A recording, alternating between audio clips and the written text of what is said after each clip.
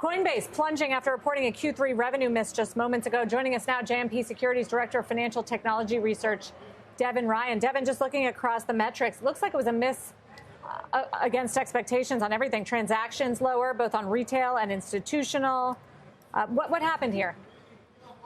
Yeah, it does look like a little bit of a miss. We were looking for $1.5 billion in revenues, which is roughly where the street was. They reported $1.25 billion. Looks like the fee rates they earn on trading were down a little bit lower than expectations. So that was really it.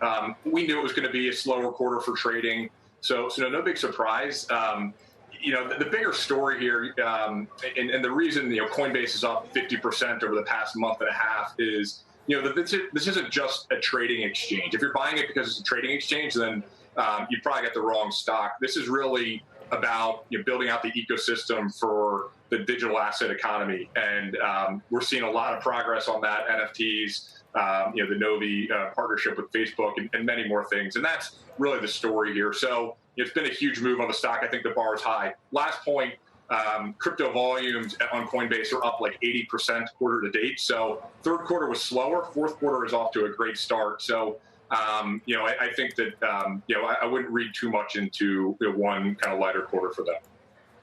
That said, Devin, is that not highlighting that they are very reliant on trading revenues and commissions specifically, obviously?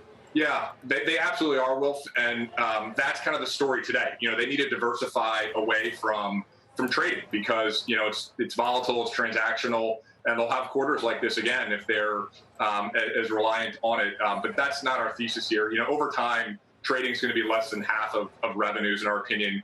There's so many opportunities. You look at NFTs as an example. They had 2 million people on their wait list in a week. The leading NFT platform has a couple 100,000 people on their platform, and they're generating, in our opinion, close to $1 billion in revenue. So Coinbase announced that they're getting into NFTs. No one's modeling it, and that's an incremental hundreds and hundreds of millions of dollars of revenues. And there's many more things like that are coming, in our opinion. So that's the story here. You have to believe in the crypto economy is going to continue to develop. Coinbase is building out the plumbing for that, and we're in the very early innings. They have 73 million verified users, and we're in the early inning. That's a big statement, in our opinion. So how do you view the competition? Robinhood, some of the other players getting in, like an Interactive Brokers dipping their toe at least. Is that going to threaten your high hopes for this company? Yeah, I think in trading, it's going to get more competitive, and you're seeing it, right? So you saw some fee compression on the trading rates. We saw that this quarter.